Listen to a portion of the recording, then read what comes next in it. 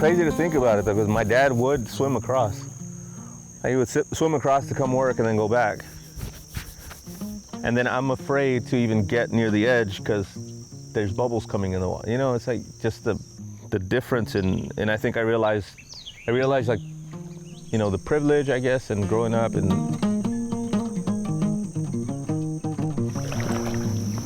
This is a story of a dreamer in a river. It's a story that's been repeated all throughout the country, sometimes shouted in anger, others whispered in fear. In the RGV, Luis Corpus tells it too. That connection, and I'm realizing this needs to be out there, and it's not for myself as as an artist to try to get my name and vinyl somewhere. It's because I think the stories and what it aims to communicate is far more important than any one individual.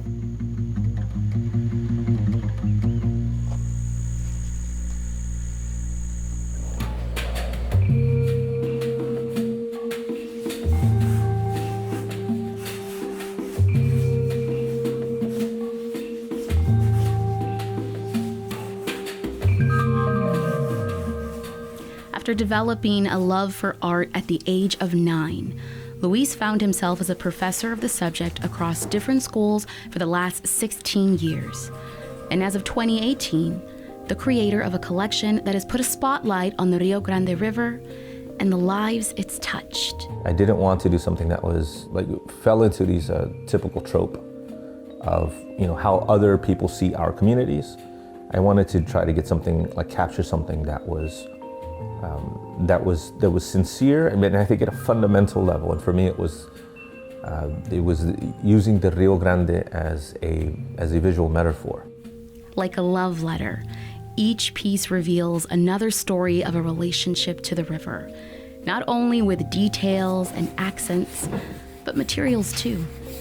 Luis has taken his storytelling a step further, using water directly from the Rio Grande on his portraits and sticks he's gathered along its banks, which are then burned and made into charcoal. The process initially was, where do you go down to the river? And then, making my way down, sourcing the water, taking just an empty jug and just dipping it into the river.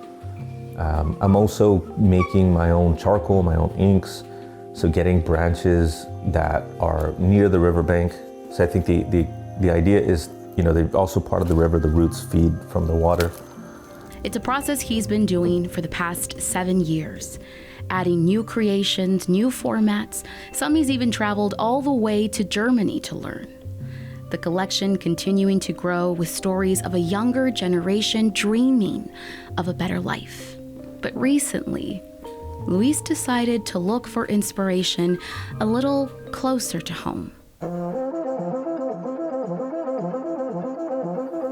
My parents came in undocumented, 1980.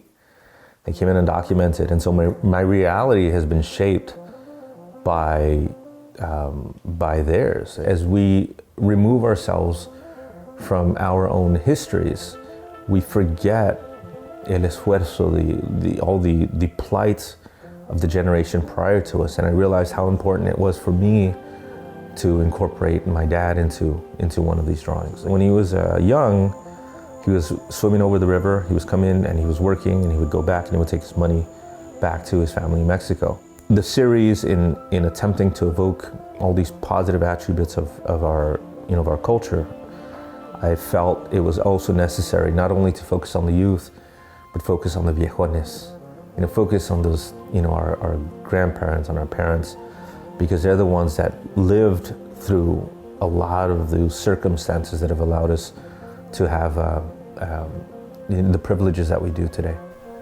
And though some of those viejones may never get to see the Rio Grande again, Luis's paintings brings them together once more. Not in screams or whispers, but in silence. Earth and life melded together forever on a page. To inspire and pass on a new story of a dreamer in a river. And I asked myself, does it make a difference? But the thing is, I also ask myself, like, what would be, to the contrary? Like, if I don't try, then el opuesto, the opposite, would be to just, turn a blind eye. And I realized that that's not the type of person that, I would want my kids to know that their father is. Years from now, after, the gray just continues, and myself, un viejon, I don't want to look back and just think that, I just didn't do anything.